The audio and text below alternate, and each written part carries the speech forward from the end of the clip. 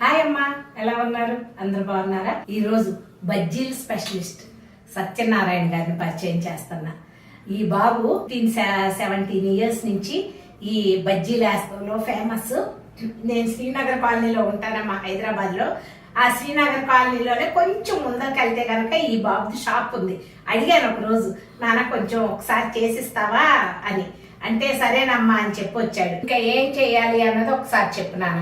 ఈ పచ్చిమిరపకాయ బజ్జీ చీరుకొని ఎక్కడ తీసుకుంటే తీసుకొచ్చాను. కారంగా కాలితే కారంగా వేసుకొచ్చాను. ఈ బజ్జికాయలు కాబట్టి కారం ఉండవు. ఒకసారి కారం కాయలు దొరికితే అప్పుడు వేసుకోవాలండి. ఏ ఊరయ్యా మీది? రాయమండ్రి దగ్గర.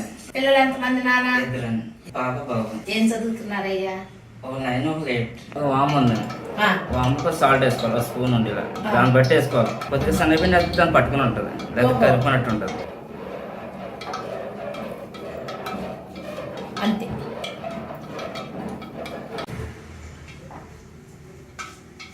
చక్కగా కొంచెం ఉప్పు, శనగపిండి, కొంచెం వాము కలిపి పెట్టు. శనగపిండి ఉండలు లేకుండా జల్లెడ వేసుకోవాలి. ఆల్రెడీ వేసిందే. ఉప్పు, వంట సోడా, ఓకే, వాటర్ వేసుకొని కలిపేసుకుంటాం.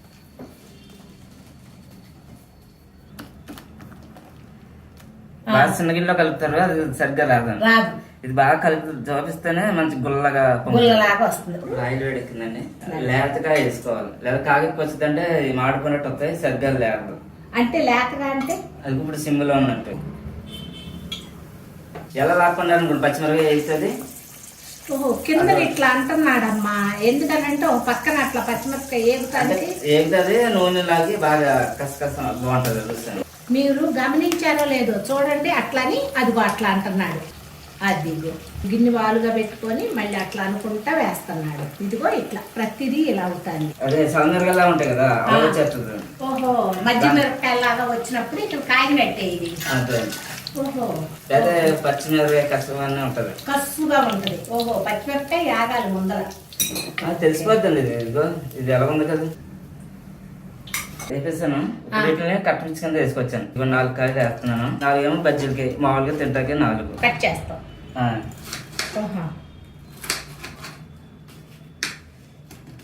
మళ్ళీ ఇక్కడ శనగపిండి అవసరం లేదా? లేదండి. ఓహో,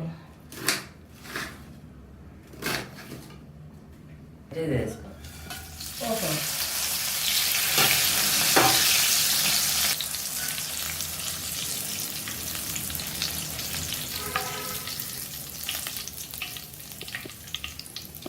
అయిపోయింది, ఆఫ్ చేసి. ఇప్పుడు ఇందులో ఉల్లిపాయలు అలాగే వేసుకొని అంతే. కారం చల్లుకోవచ్చు. ఇప్పుడు ఇది అయింది. మిర్చి బజ్జీలు, ఉల్లిపాయ పేస్ట్.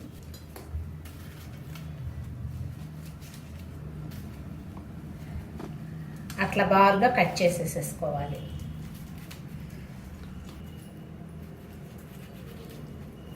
ఉల్లిపాయ ముక్కలు వేయాలి. వేరే గిన్నెలోకి ఉల్లిపాయ ముక్కలు వేసుకోవాలి. ఉల్లిపాయ ముక్కలు, కొంచెం కారం, కొంచెం ఉప్పు వేయాలా.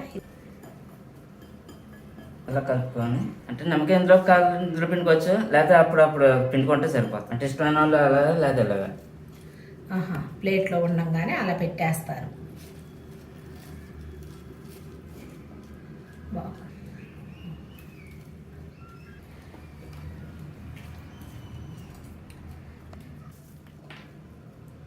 స్పీడ్గా చేసేసావే, అలవాటు అయిపోయింది పని కదా రోజువారీ.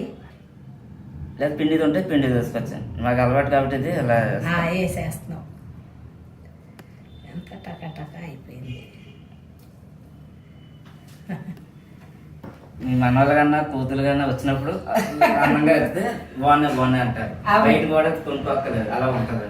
చాలా బాగా చేశాడు. చేస్తాం కూడా చాలా ఫాస్ట్ గా చేసావు. ఎంత బాగా చేశాడో టేస్ట్ చూసి చెప్తాను. చాలా అంటే చాలా బాగుంది, క్రంచీగా ఉంది, చాలా బాగుంది. ఈజీగా చేసుకోవచ్చు, చాలా స్పీడ్ గాను.